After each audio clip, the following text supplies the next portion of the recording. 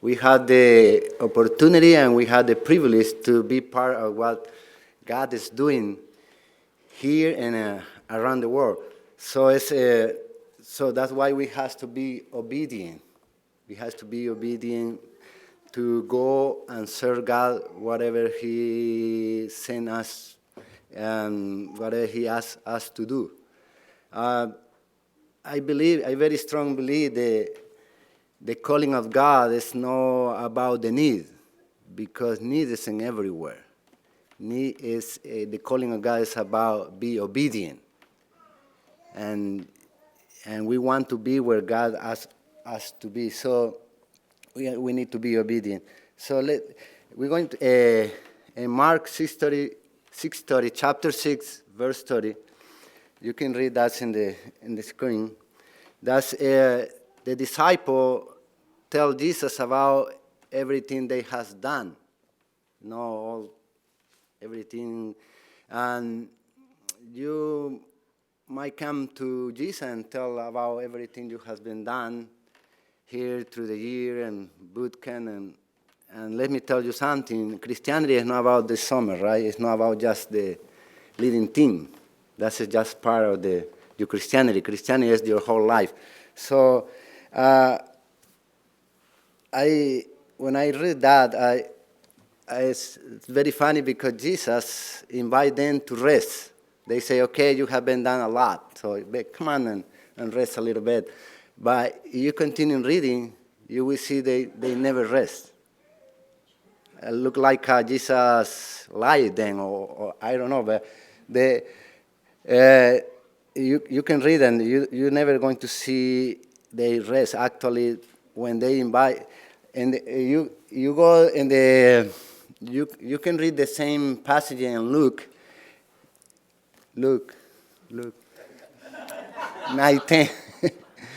In Mark, Mark didn't say where they went to rest, but in Luke, in the same passage, tell us the name of the village where they went to rest, and it was Bethsaida. I don't know if you know what what Bethsaida mean, but that's house of the hut or fishing house.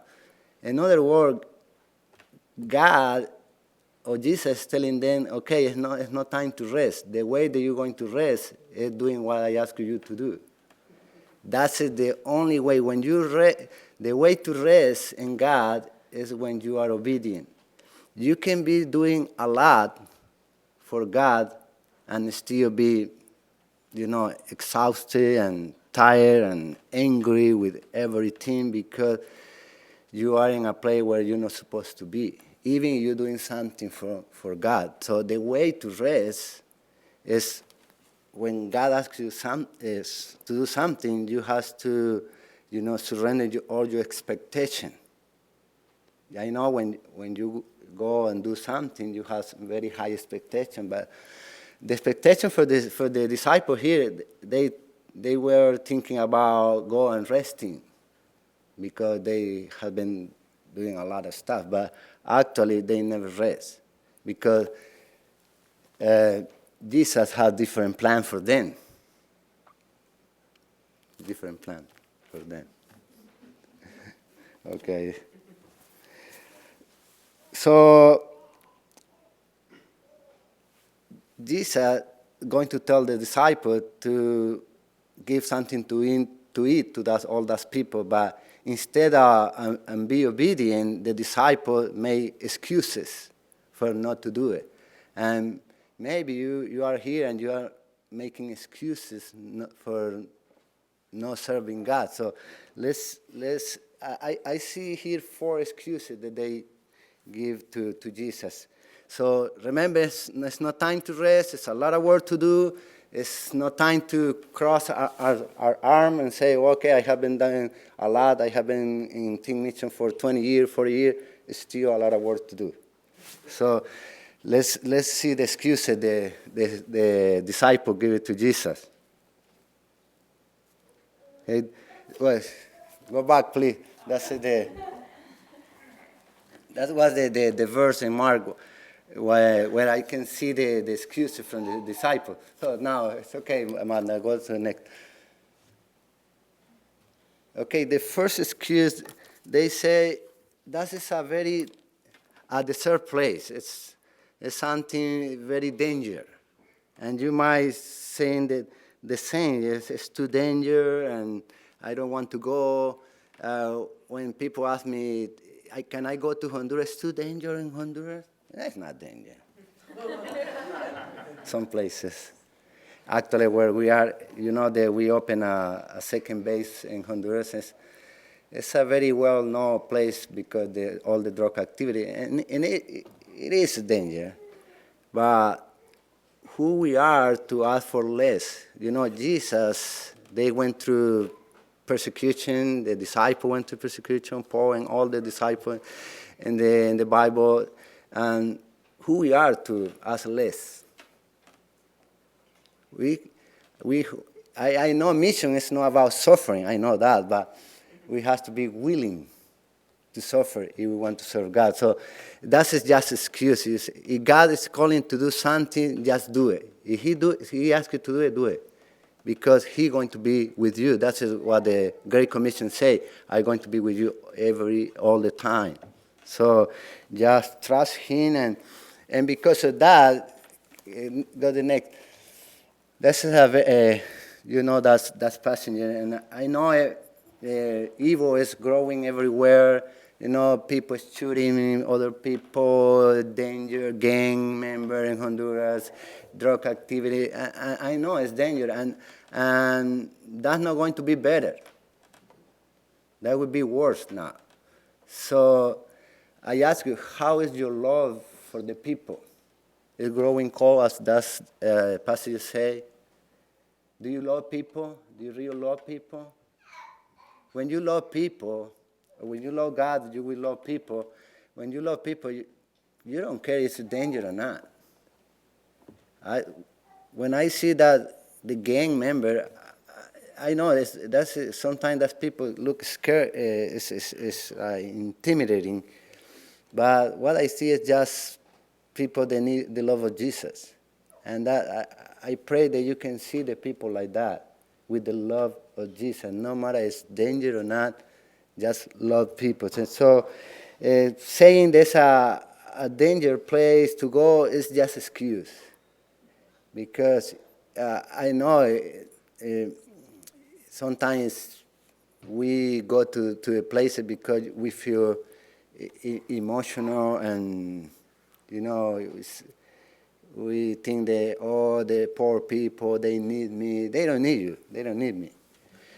They need Jesus. And so we had the opportunity, every summer we had the opportunity to share the love of Jesus, even to the difficult people. So the second excuse, they say, the disciple told Jesus, you know what, it's too late. Let's ask them to go away. It's too late to do something. And maybe that's your excuse. I am too young to do it. Or you say, well, I am too old to do it. So is you're not going to do it now, when you're going to do it? But for me, that's another excuse. No, it's not the right time. I think to share the love of Jesus every single minute is the right time to do it. So if we don't do it now, so where are we going to do it? So that for me is just another excuse. I think if God asked me to do something, I think that's at the right time. So the other excuse is, when Jesus asked them to feed the people, the disciple told Jesus, you know what, I don't care about those people. Ask them to leave because we don't want to feed them. Maybe you don't say that with your mouth, but you say it with your attitude. And every summer, we have different team members. Some of them is very difficult to work with. But, we have to pray to God to give us the enough love, enough patience to just to be with us kids. That most of them, a lot of them, they just need the love of Jesus, and they come in here and they see the same thing that they see in their home: angry, hating, yelling, no patience, and all that stuff. So for me, that's another excuse when you're trying to find the easy way to do it. You know, if it's easy just to send somebody home instead of working with them. So sometimes it's just easy. So that we have to ask God to give us the love that we need to be with the people. So go to the next. You know, the Bible says we need to see the people as Jesus see the people, you know, with compassion. So, and that's coming just from God. We don't have enough love, actually, to love people. We don't have the love, the kind of love that we need. That's the fruit of the Spirit. If we pray and seek God, He can give us that's kind of love that we need. So we have to see it's okay. Oh. And the last excuse they say to Jesus, you know what? We don't have enough money. We don't have enough to feed all those people. And many times I feel the same. I'm not capable. I don't have the ability to do it. I don't have the talent or the gift to do something. So it's not just about money. I know, you know, I would say God already give us what we need to do the job that He asked us to do. He already has been preparing you. He already equipping you. So why say I cannot do it? That's another excuse. I know. For me, when I see my name in Chapo, that's just a scary thing. When I say, because I know it's not my language, so it's very hard. When I saw the preaching for boot camp, why? Again, I mean my name there. Yes.